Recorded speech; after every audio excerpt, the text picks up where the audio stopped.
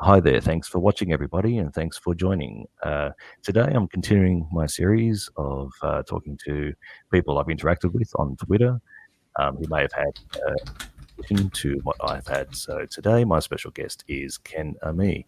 Please introduce yourself, Ken, and tell everybody a little bit about yourself. Well, thank you for having me. It's an honor and a pleasure. And yeah, we did have a an exchange on Twitter, which to me is like a love and hate thing because I love the Yeah, interaction, but Twitter is in a way so overly restrictive that it's so difficult to communicate cogently. But on the other hand, when I have discussions on other forums, it kind of turns into writing essays back and forth to each other, where then it's just overwhelming. So that character limitation is so frustrating. yes, but in a And way, there's something in spell it's check. Yeah. it's taught me to be succinct. However, so sometimes because I write a lot of books, and so sometimes when I'm writing and I have hundreds of pages if I want, but I think, well, still, if I can say something succinctly, I should. True. Yeah. Or for instance, when I write my books, I do not use compound words, right? Oh, So okay. for Yeah. example, like I would say I do not rather than don't. When I Hmm. write books, I don't do that, but I do on Twitter just because of space. Otherwise, I wouldn't. But it's just if it's going to save me one character, then don't rather than do not. Okay, Yeah, so sure. things like that. so Sure. This I is this is the challenge. I'm a writer as well. I write crime fiction, so I really understand that need to find the best word that conveys something. And the problem with Twitter is that it can get so emotional that you end up just sounding really idiotic by the end of just spewing out these words that don't have any meaning at all. oh, so that's why you were sounding so idiotic. Oh no, I did not just say that. Okay, shots No, fired. Okay. no, I do find it interesting though that since I write nonfiction, to me, fiction writing is a whole other universe. It's kind of amazing because I mean, I've written just a couple of really short fictional stories, but that's not my forte at all. And it's a whole different world. You're thinking about Mm, character development and setting and mood and plot and all of that stuff that to me is just foreign. For me, it's about the data and hoping to present it in a way that is understandable. So it's a whole different world. It's very interesting how writing books can yeah. be so different. And even from one book to another, my experience can be so very different. Yeah, sure. Yeah. Look, just the facts, ma'am, as they said in Right. And Dragnet or whatever it was. sometimes Yeah. I'm faulted for that because I am very black and white. So um, in terms of Oh, okay. just the facts. Yeah. So, for instance, when I wrote a fictional story as part of a nonfiction book, one of the chapters is just a fictional story. And when I Mm. had somebody read it, they said, no, more details, more details, more details. And I was thinking, no, I just want to get to the bottom line already. But see, I had to kind of shift into the other mode of thinking about writing. Sure, sure. Look, I've read your explanation of. I did go to your website. I did do a bit of spying on you, stalking. Some people call that, but that's down to the law. So I looked at your, I looked at your labeling of atheists. You know, in terms of the subsects Oh, of yes. Yeah. atheism. You know, and so on. And just to give you an idea of where I sit with that, so you know where I'm coming from. I'm probably one of those I'm probably more soft atheist in terms of I'm not going to make any claims in terms of positively asserting there is no God. Um, I, I think that's probably a foolish way to go about things in terms of uh, simply put, I don't know everything. I'm free to admit that, and you would know things I don't know, and I'm yeah I'm not going to be too arrogant to say that I probably know some things that you may not know. So Granted. there's always something. So there's something that we'll always learn something from each other. But that's probably the position where I sit in terms of where I am at the moment. I think I recognized my deconversion late 2018, so I'm fairly recently out of it. Although it's been oncoming for quite a long time, stepping away from faith for me. Um, so I thought I'd just provide that to you, just so you've got a bit of a groundwork from where I'm coming from. Yeah, and I think that's wise because it seems to me that is why this particular definition of or categorization or sect of atheism came about, because atheists were originally positively affirming God's existence, but then they realized they couldn't prove it.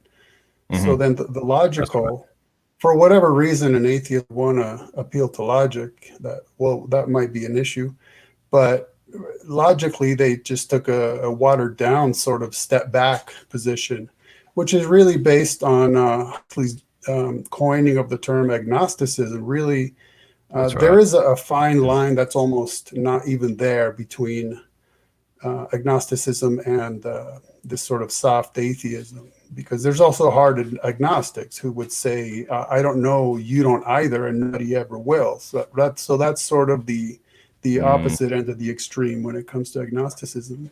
It seems that both are quite intertwined. I really have to say, um, I'm both, at the atheist agnostic line of positioning, I suppose, is the best way to say. Right. So Um, exactly. So there's yeah. essentially no line at a certain point between those. Can I have a bit of background from where you come from? You've got an interesting background. I've read a bit of your bio, and that you were raised. I think you were born in the US and raised in Iran, Iraq. Wow, I didn't know that. No, sorry, did I get it wrong? Where did I Well, get that from? um, Correct me, I please. don't mind mentioning a few things. Oh, you don't have to go too Um, personal. I'll just I maybe. only don't. I just have a very, very strong sense of filial piety, but just the basic level. I was born in Argentina. Oh, okay, Okay, so right. South Yep. America, South America. and then we moved to the U.S. Oh, I see. Okay, I'm sorry, I got Yeah, that wrong. Yep. Yep. and it's essentially, it's funny, we were just talking about atheism and agnosticism, because my parents are an atheist and an agnostic, if I had to label them. So I was raised 100% Right. secular, Right. 100%. Absolutely. According to what I call the myth of neutrality, where they were trying to be neutral in the way that Mm, they raised me, but that of course fails, because there's no way to really be neutral. You're always going to be uh, pushing your worldview in one way or another. So then, oh, let's see, sixth grade. So I was around 11 years old. I remember my interests were to read about cryptozoology and witchcraft and UFOs and aliens. same here. So, right, oh, yeah, because Yeah. okay, so I if was we so go drawn to that back, sort of stuff. Yeah. right, if Yeah. we go back, I'll tell you what really happened is, okay, in Argentina, we don't have the tooth fairy. I don't know what you have in Australia. Do you have tooth fairy? Yeah. We've got the tooth fairy. Yeah. Okay, well, we Yeah. didn't have that. We had los Oh, okay. ratoncitos, the Ah, mice, the teeth mice. I see. So Yeah. we get the knockoff. We get the concept of a vermin coming onto your bed in the middle of the night and taking your teeth out. I see. Uh, Yeah.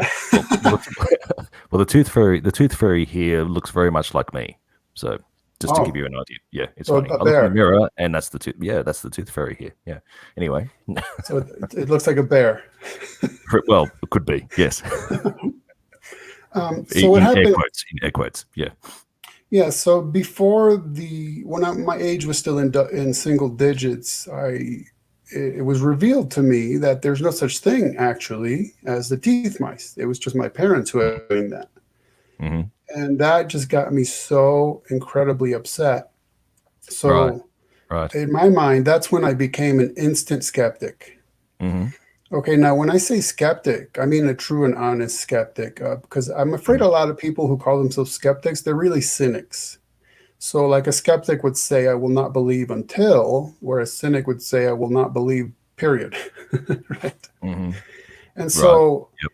I definitely look back to that moment as when I determined in my mind that there is such a thing as truth, and I want to know it, because I had Mm-hmm. been told a certain thing was true by the people I'm supposed to trust the most, and it Right. turned out that Right. they had deceived me. Okay. Granted, with the best of intentions, and it was just childish stuff. I get it, but that was still impressed upon me as that. Interesting. That was fundamental. And so I've always been a skeptic. I continue being one till this day. And so much later on in life, fast forwarding to junior high school, I did end up in a private Jewish school. So even though we were secular, and it is sadly typical that a lot of Jews, oh, sorry, I am Jewish by birth and theology. But then I did come to accept that Jesus is the Messiah, the Lord God and Savior. So then that was 27 years into my life. Right. Hop, skipping, and jumping all over the place. So I was going to say, can we pause there and just go back a little bit to perhaps when you were introduced to what you believe now? Was there a point that you were introduced to that? Was it perhaps in childhood where there were these external influences that you couldn't avoid, even though you were being raised in a so-called secular, using your terms? Oh my goodness, no. Could, but no. Yeah. Could you clarify? Not even close, not even in the least bit, not whatsoever, right. Full stop, period. Right. Because then even when I went to the private Jewish school in, I don't know, do you call it junior high school in Australia? It's 7th, 8th, 9th grade. Right. Yeah. So even then, to me, it was just whatever. It was just learning more stuff I didn't know before. It didn't really have anything to do with me. When did it start? When were you introduced to the idea of Christianity, and when did it take hold of you, I suppose? What age and where and how?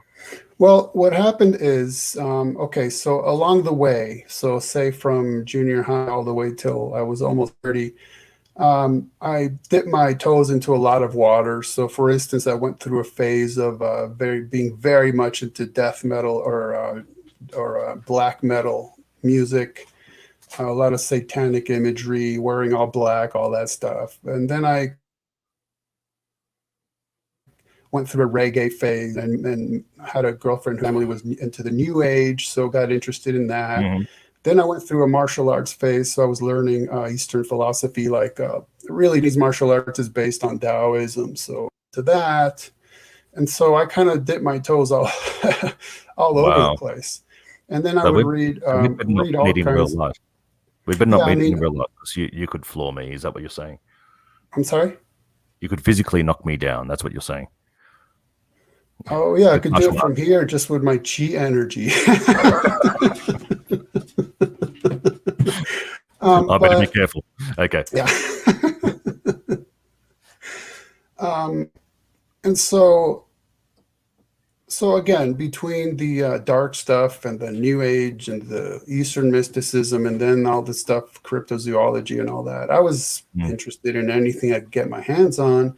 And I thought I was, so open-minded, man. But then when I was in my late 20s, I did stop and I thought, you know what? I've never given Christians a fair hearing, because honestly, who cares? I grew up thinking Christians were my enemies, straight up. Now, don't ask me why I thought that, because I have no idea. Nobody ever told me anything like that, but that's just the way I thought. And I don't know why, but that was my mindset. Wow, this is interesting to hear, because seeing your feed on Twitter, you are very, I hope you don't mind me saying, but quite hardcore Christian now. Would that be a true statement? Yes, absolutely. Yes. Yeah. It's interesting to hear that. And you're quite mature, that this is late 20s we're talking about. Right. In terms of age. Right. Interesting. And also, what did I know about Christians? Nothing. Growing up, I didn't know a single Christian. Now, I always tell the story that the first time I met a person I could identify as a Christian, I was 21 or 22. Okay. But then I remembered that my high school Hebrew teacher was a Baptist minister. And now, of course, at the time, I had absolutely no idea what Baptist meant or what minister. Maybe I knew what minister meant. It meant he was a goy, right? He was a Gentile. Okay. Yeah. And I guess he was a Christian, but whatever that means, it just meant he wasn't Jewish. Sure. So yeah, it took me 2 decades to actually meet a person that was a friend that I knew was what people call Christian. Okay.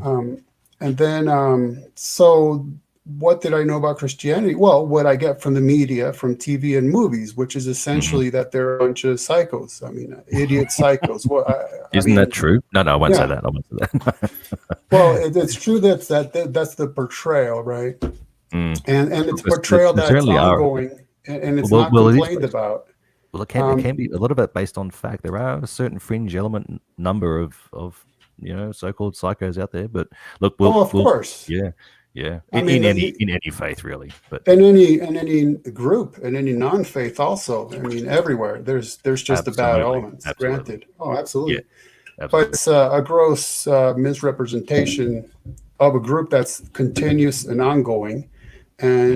and in today's PC culture, cancel culture, and all that, you can Mm. still say, you can still do that and have very popular TV shows and movies, and nobody cares. But anyhow, in my late 20s, then I realized, hey, I've never given Christians a fair hearing. So I found a radio station because back then I listened to a lot of talk radio because that way I didn't have to stare at a TV. I could actually be productive and listen to Sure. stuff. Well, Do other things. Yeah, and understandable. Yeah. yeah, so I ran across a Christian radio station that was very informative. It wasn't like Jesus, this kind of stuff. It was very methodical, very analytical, and so I started listening. And I went through I mean, it took over a year, but I went through the stages of shock, kind of like you were mentioning before we started live streaming that you go through these stages, right, from anger and denial to then Mm. eventual kicking and screaming, the eventual acceptance, which Yep. really took a long time. Because at first I thought, who do these Christians think they are, telling me that they're going to teach the Old Testament to me? You got to be kidding me. Who do they think they are? But So, what convinced you? Can I ask what it was that convinced you? Was there one moment, or was it a series of moments that convinced you, or what? Can you talk through that process? I can tell you a couple of my perspectives on it, except that no matter what I say, it's going to be reductionist because there's so much involved, right? I mean, this is like almost a 30-year long story, right? So I'll tell you maybe two of the main things. Sure, that'd be good. Yes, Um, yes.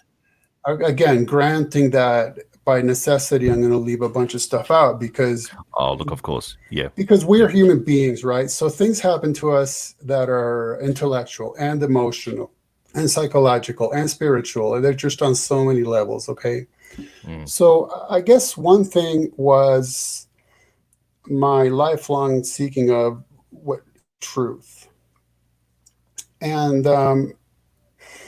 then one day I was thinking about how, well, my people, the Jews, have undergone millennia's worth of persecution and suffering, Yep. all kinds of oppression, pretty much anywhere and everywhere.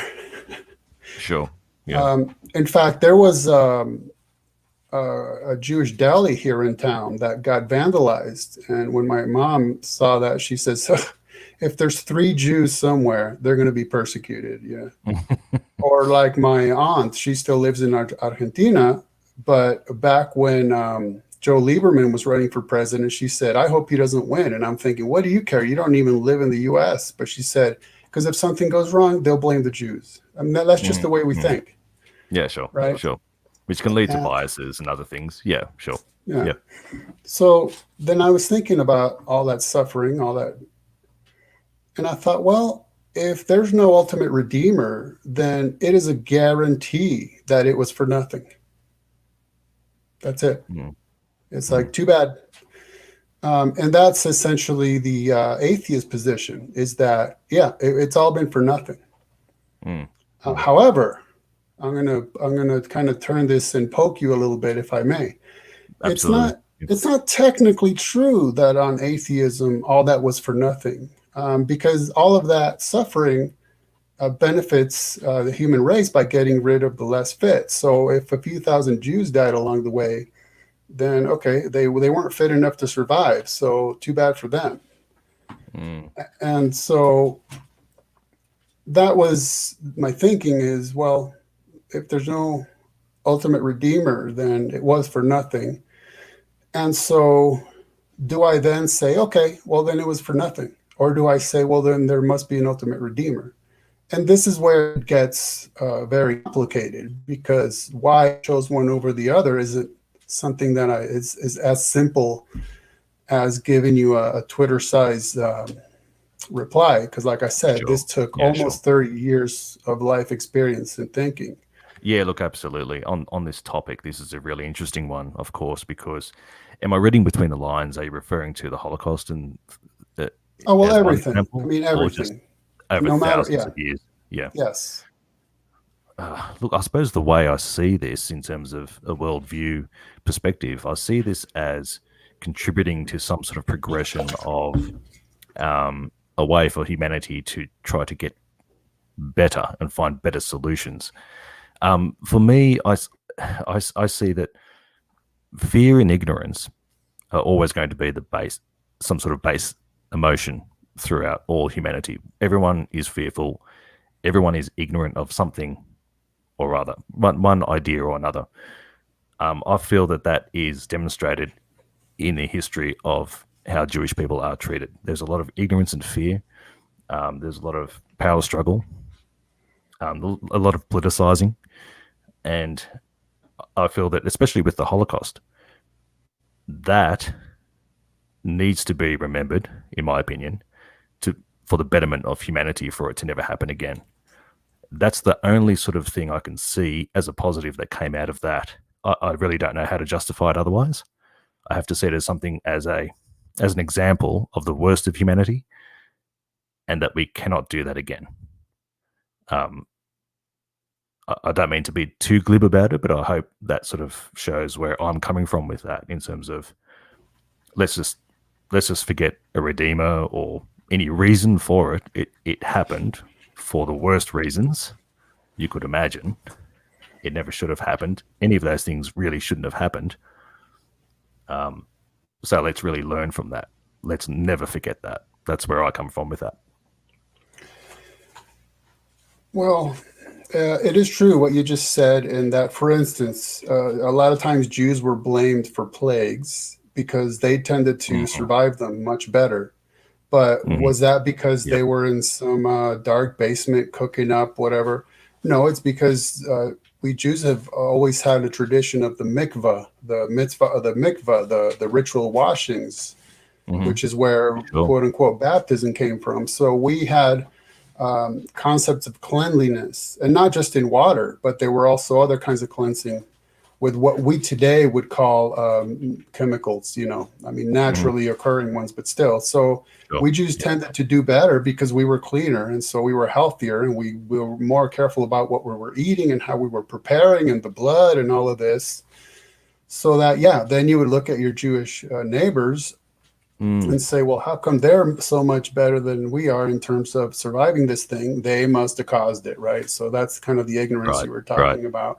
That's right. And so that's interesting you say that, because that tends to have more or less a scientific basis of why they did better in some circumstances, right? In terms of, Right, you know, they did have methods in order to survive, have a better survival rate against certain afflictions. So right. it's almost as if you can say, well, this is quite an earthbound, non-spiritual reason for surviving, rather than attributing to any supernatural agents or beings. You know what I mean? It sort of has a basis in naturalism and benefiting from nature. What how do you feel about that?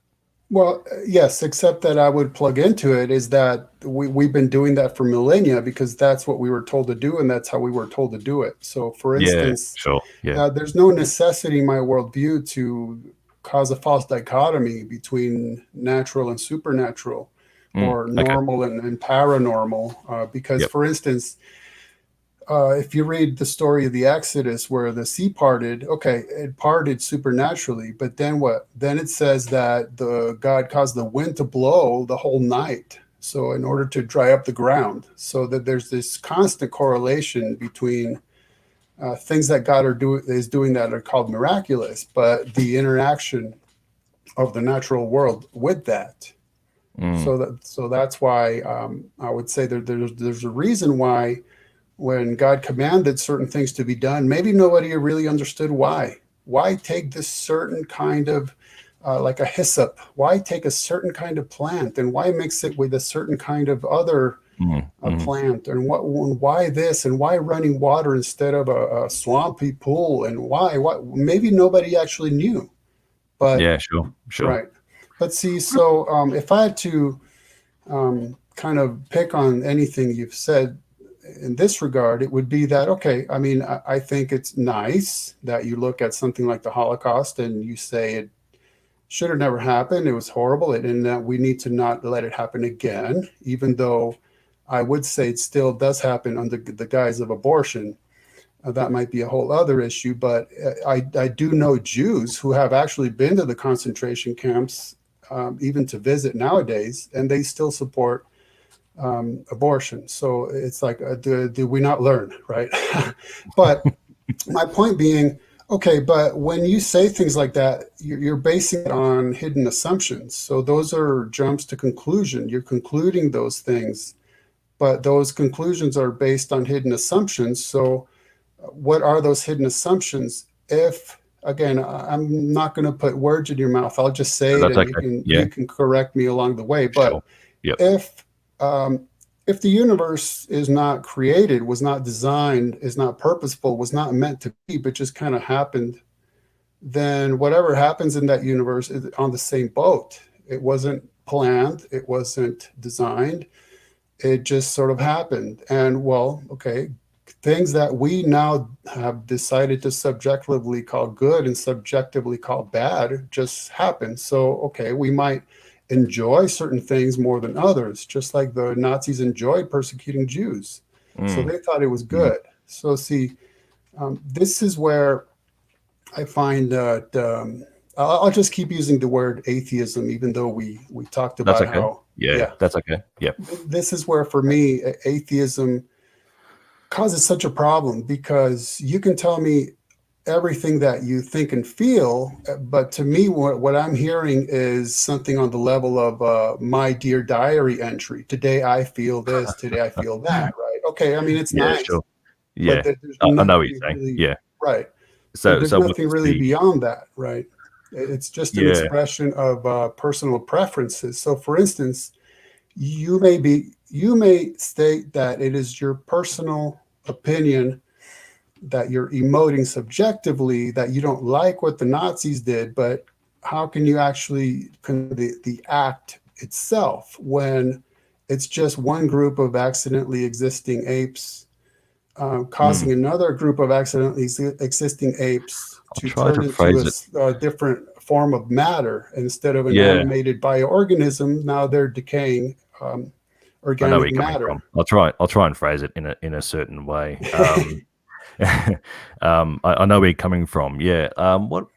Okay. So, the reason why I'm saying this shouldn't happen, this should never really happen, is because of the demonstrable harm and demonstrable economic problems that evolved after. Let's focus on the Holocaust and World War II. So, if we're looking at that as an example, look at the devastation, the demonstrable devastation that evolved out of that. The families impacted, the people impacted. This is a judgment call, but it's a judgment call based on demonstrable outcomes. So if we look at the damage caused to cities, the damage caused to the economy, the damage caused to families, the damage caused to the psychological trauma, the devastation through the generations, this is a demonstrable. We can get testimonies, and we can see the damage caused by this ideology of, killing Jews through an ideology.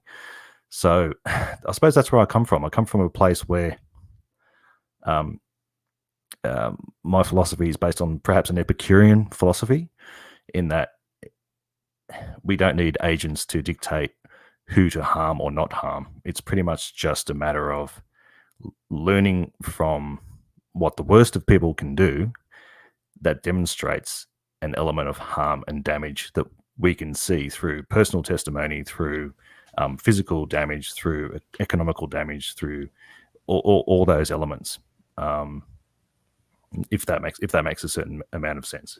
It makes sense on the surface level, but the issue is you're judging all of that up against something that we're not getting to yet, because you're talking about damage and better and surviving and psychology, but then we're holding something as the ultimate standard, and then we're pointing towards it, and anything that goes away from it we're considering bad. But those are all, again, hidden assumptions that there is this sort of ideal that we are seeking, and anything that detracts from that is considered something we should avoid.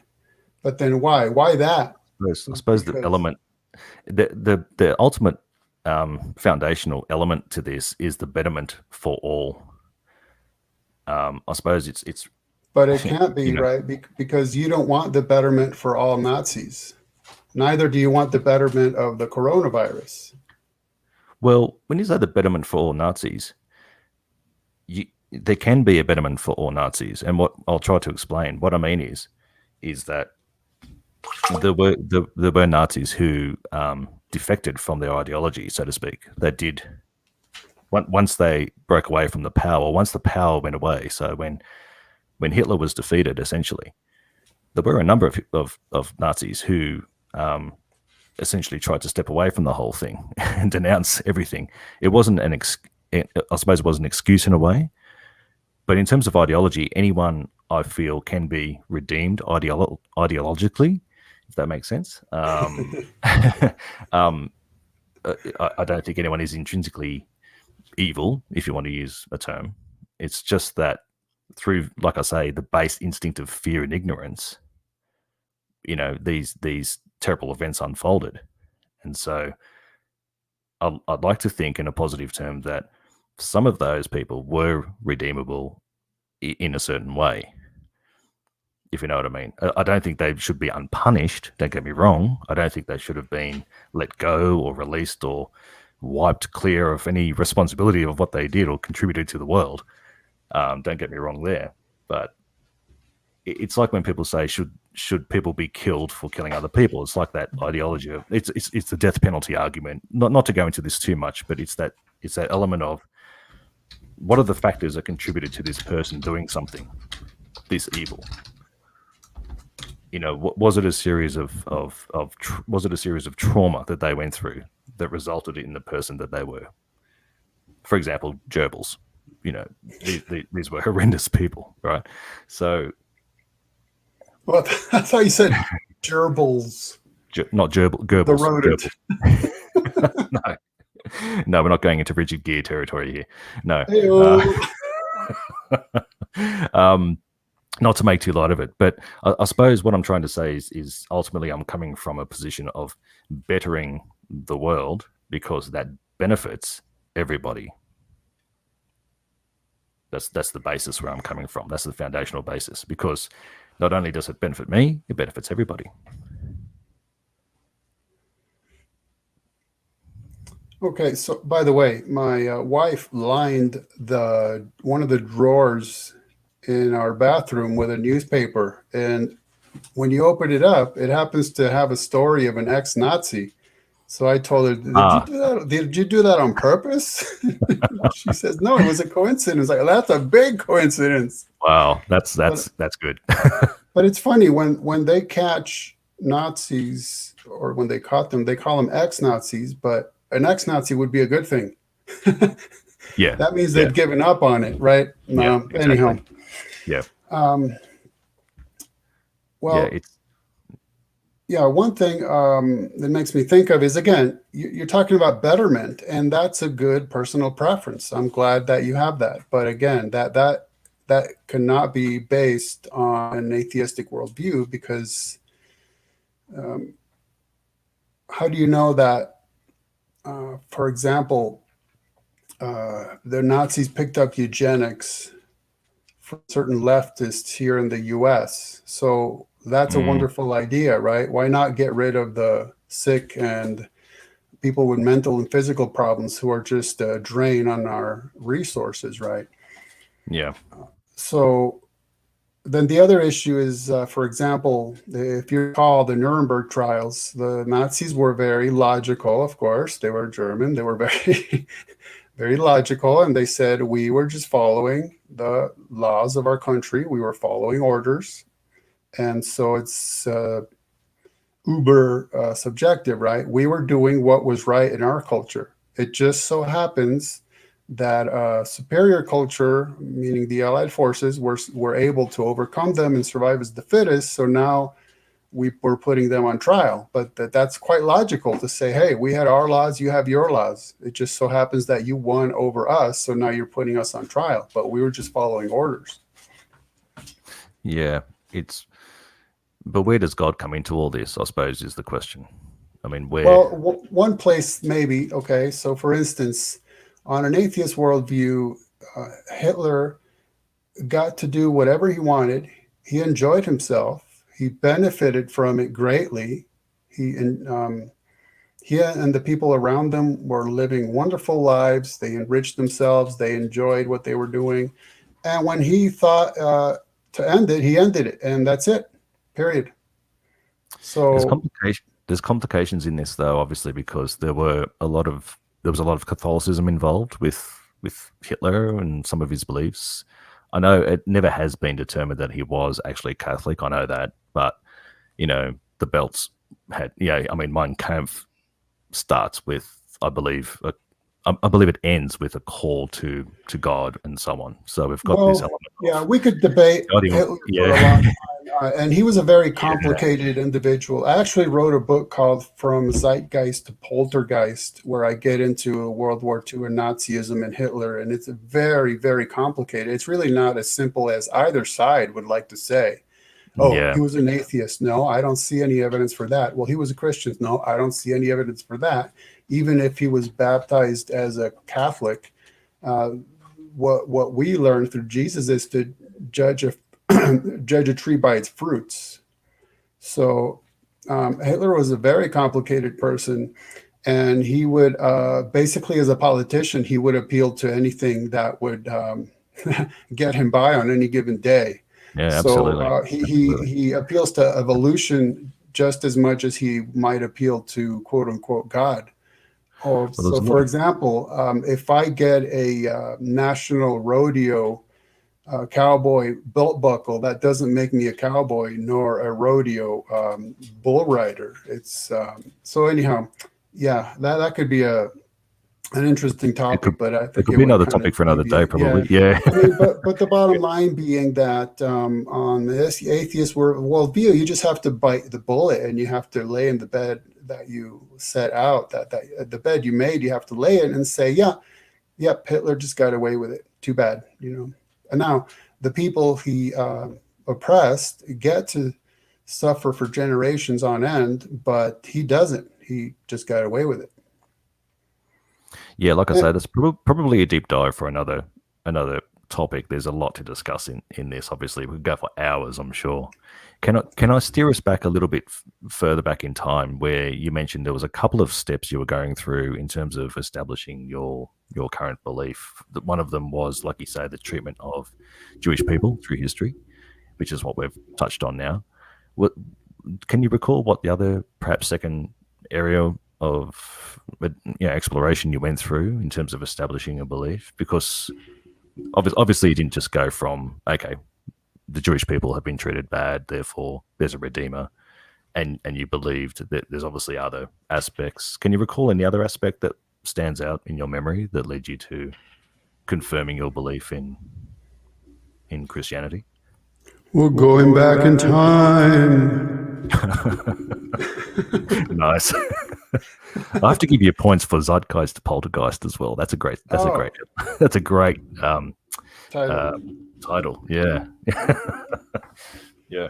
So let's go back. We have to go back, Marty McFly. Right. Back to the future. Back to the future.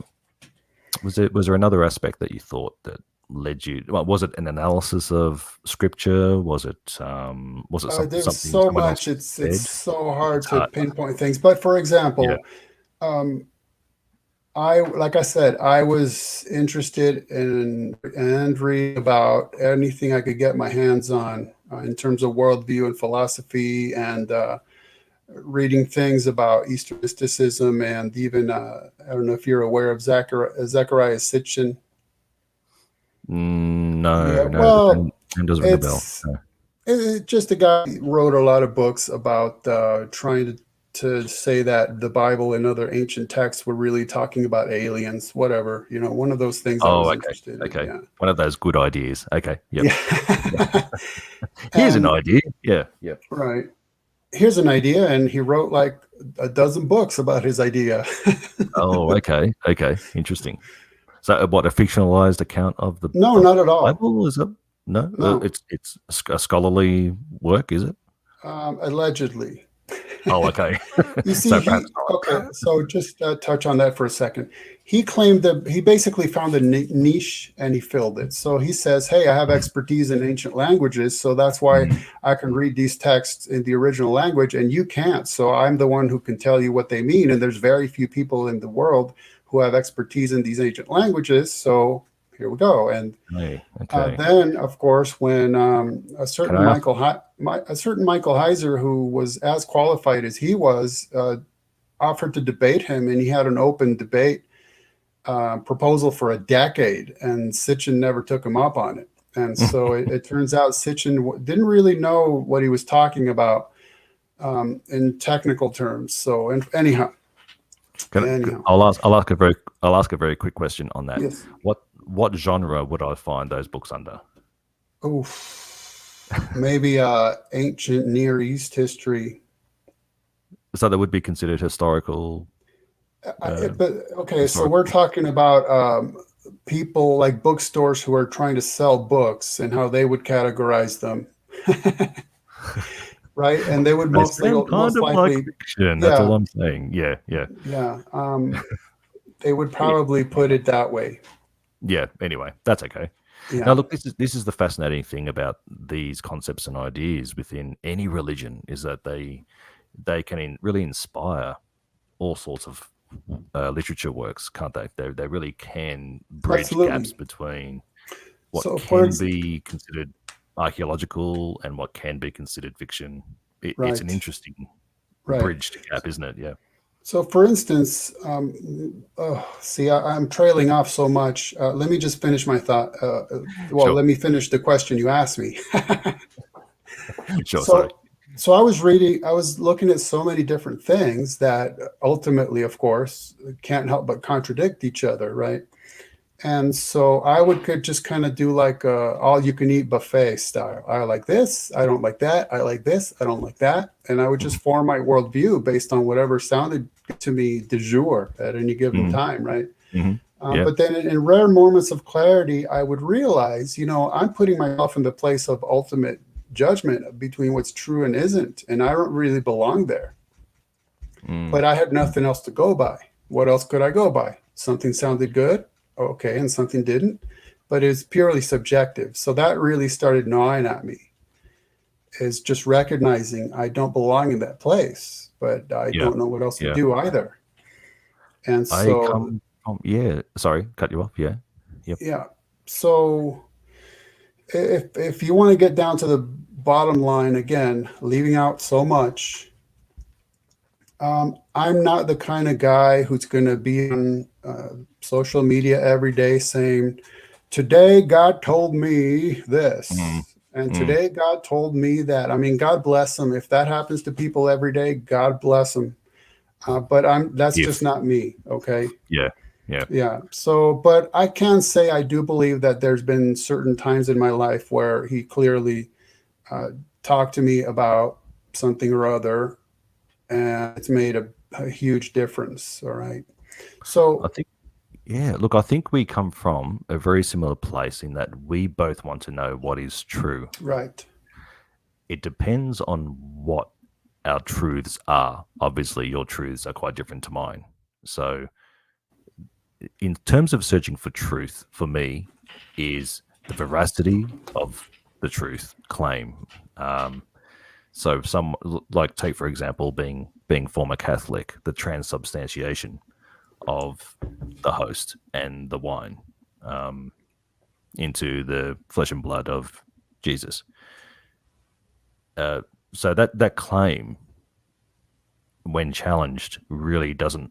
It purely holds a theological truth to it. You really just have to sort of believe it on faith that that's what that represents.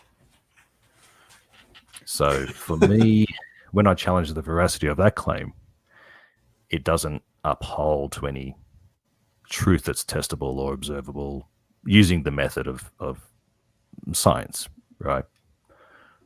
And that's where these sort of claims started to fall apart for me. That was one example.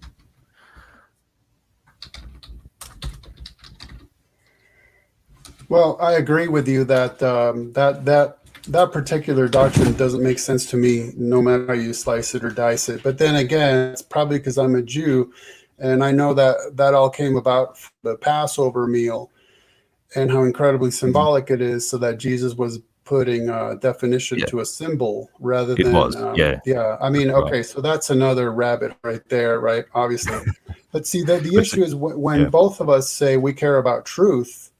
One issue would be, and man, these issues that we're just so lightly touching upon, each one, like we already said, can be so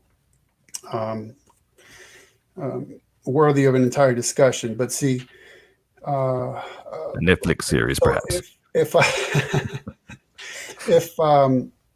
if the universe was not created, not designed, then truth is an accident because it could have been otherwise. There's no reason that an uncaused. Exactly right. I agree. Right. Yeah, this is the only truth that we can use to verify truth, if that makes sense. It's probably a fallacy there, but it's in other words, what you're saying is this. It could have been an accident that this is the truth that we know. Is that another rephrasing of what you were saying there? An accurate rephrasing. It's right. This is the only truth that could have been an accident. Right. Well, the accidental coming about of the universe could have resulted in a very different universe where truth wasn't what it is in here. So, okay, truth is accidental. Pardon the pun. True. Yes. Yes. Truth is accidental, as is our ability to discern it, and there's no universal imperative to adhere to it, nor to demand that others do likewise. So when you say I'm interested in knowing what's true, then okay, that's another subjective personal preference, because it'd be like if you drop a can of paint on the floor by accident and it causes a shape, and now you're very interested in that. It's another accident. That there's no universal imperative for you to adhere to what is true, because you got this line of causation where even your ability to discern it is the result of accidents. I suppose where I'm coming from is that there's if there's another way to verify the truth, what would that be, or what would that look like in this universe where we have a certain basis of determining what is true? I can't see any alternative, if you know what I mean. It's not a matter of automatically assigning something, like you say in your analogy, is that if we drop paint, it looks like something. Do we automatically, or should we automatically assume that's an agent directing that, or a sign from God, or a sign from a god or gods or something? Or is it purely just the physics of how paint interacts with gravity? It's one of those aspects, you know what I mean, that how do we go from one source of truth to determine what that means, or what could mean, or does it simply have no meaning and is pure physics and naturalism? Well, see, the issue is so fundamental that almost anything that we might could think to talk about would be like a secondary. So, for instance, it's been a very popular atheist claim for a long time that theism came about as a Darwinian survival mechanism, right? Sorry, repeat that one. it's been a very popular atheist claim for a long time that theism came about as a Darwinian survival mechanism. Would you agree? That theism came about as a survival mechanism. I think there's an element to that for sure. I don't think it's probably the whole reason. No, I do believe that, um, in terms of theory of mind, in that ancient peoples attributed trees and rivers to gods and beings, right? So, and then in terms of the fear of death, which is what I went to before, mentioning fear and ignorance being that base emotion that's tended to be there through all humanity. Probably a belief in something other was a way to console oneself with facing death. And since the overwhelming majority of all human beings throughout history have been theists, then obviously it's an incredibly successful mechanism. I'm not sure about the Darwinian side of things, though, because Well, either way, because the way you just relatively explained it, new. there's not much of a difference. It's just something that is not quote unquote true, but it somehow came about and it's been incredibly beneficial to humanity, obviously, because here we are. And all these millennia later, most people have been theists by the overwhelming majority. So that's what all I'm saying. It's definitely played a role in, right. It's played a role in our survival. I would argue that it's been entirely beneficial, though.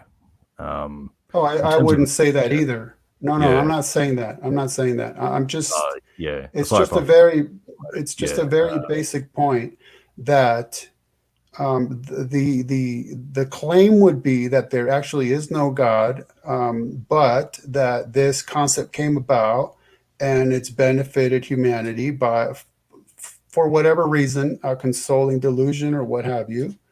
And so this would prove that we don't necessarily need to adhere to truth in order to survive and benefit. I would say the inverse is also true in that you can console yourself with the truth that there is no God.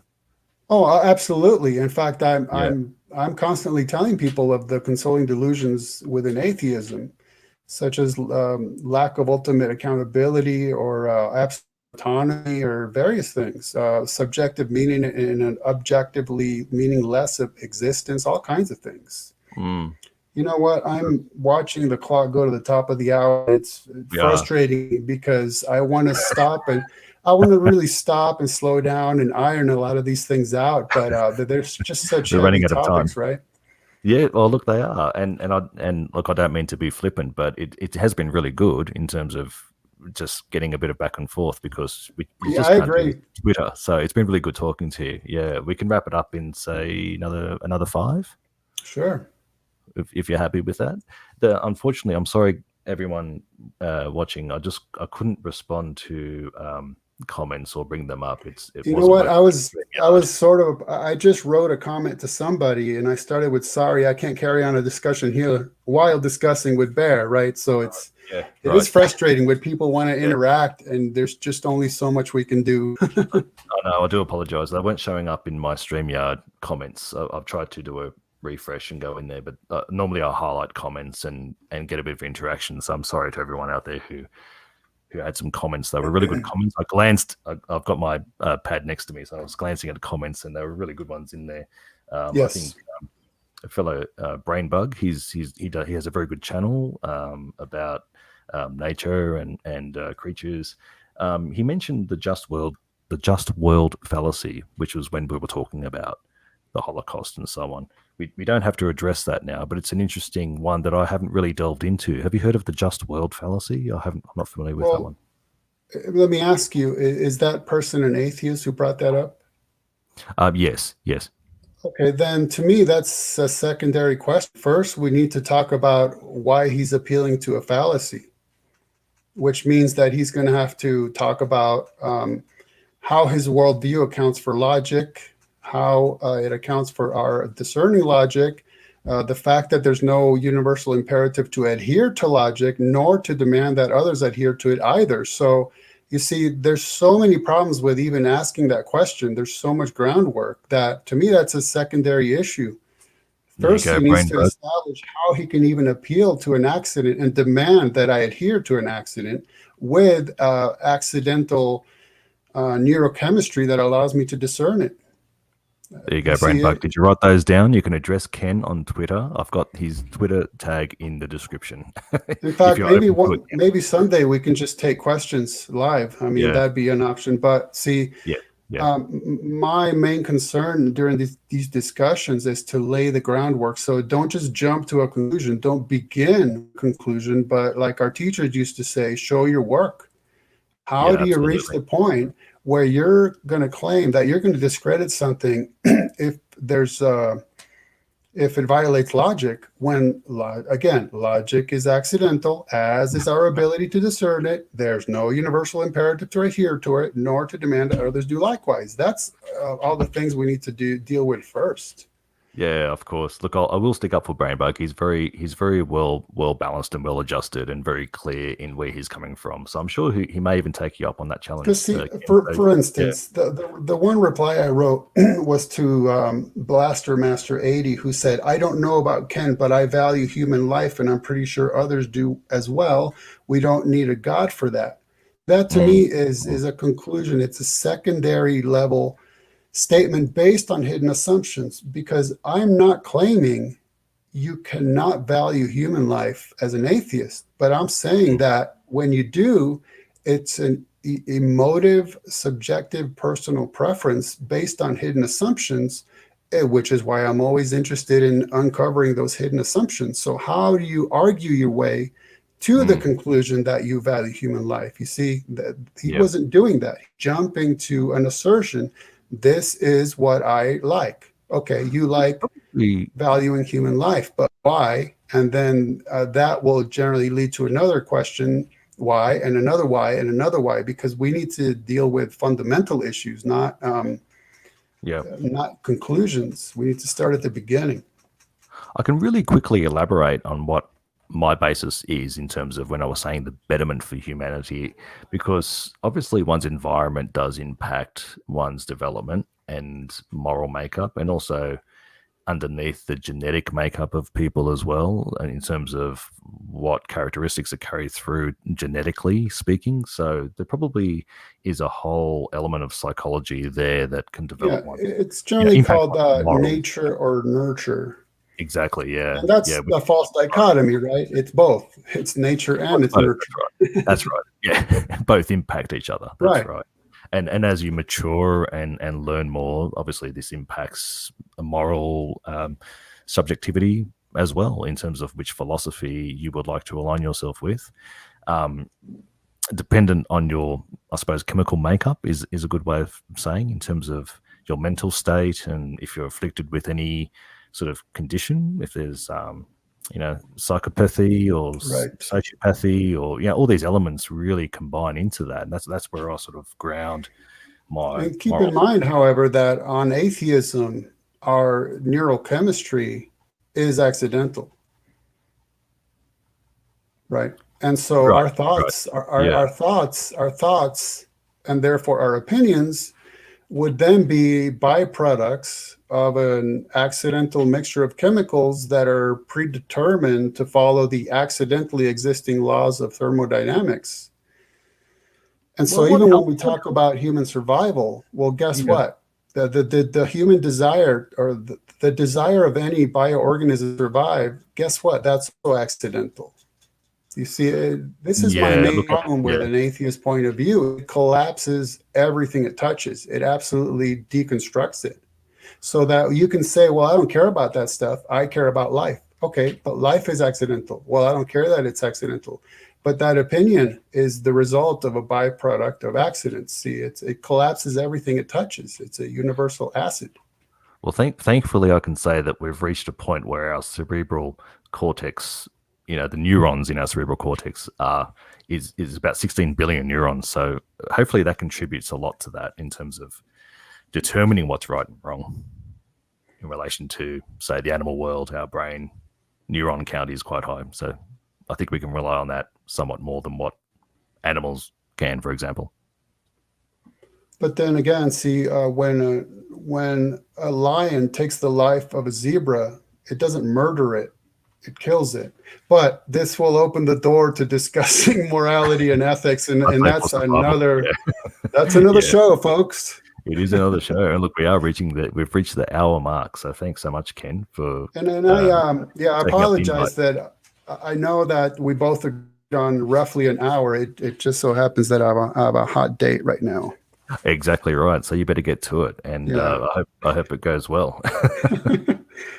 So look, if anyone, a hot date. I was going to say a hot date in an outdoor tent. Now your audience thinks I'm living in the desert somewhere, but we had a little discussion beforehand, so it's an inside joke. He's actually going to a restaurant with some COVID restrictions. So look, be safe out there. Yes. Are you going to social distance while you eat dinner? Is that what's going on? No, because the hot date happens to be with my wife. So. Oh, well, that's good. Okay. Enjoy it immensely. Any last words? Just thank you. It's been a pleasure, and I know it's frustrating for you and me and the audience because, again, there's only so much we can say in an hour. But like we talked about before going live, this is part of the process. I've learned from you. You've hopefully learned from me, and it's kind of important to continue. Like I said, somebody had posted on Twitter when I announced this, oh, what's going to be, probably going to be nothing new in this discussion. Well, maybe there doesn't need to be, but it's important to keep having these discussions. Absolutely. And if you ever want to come on in future, the invitation's open. So it's been good talking to you. And likewise. Yeah, look, and take care. And thanks everybody for coming along. We'll see you next time. God bless. Bye-bye.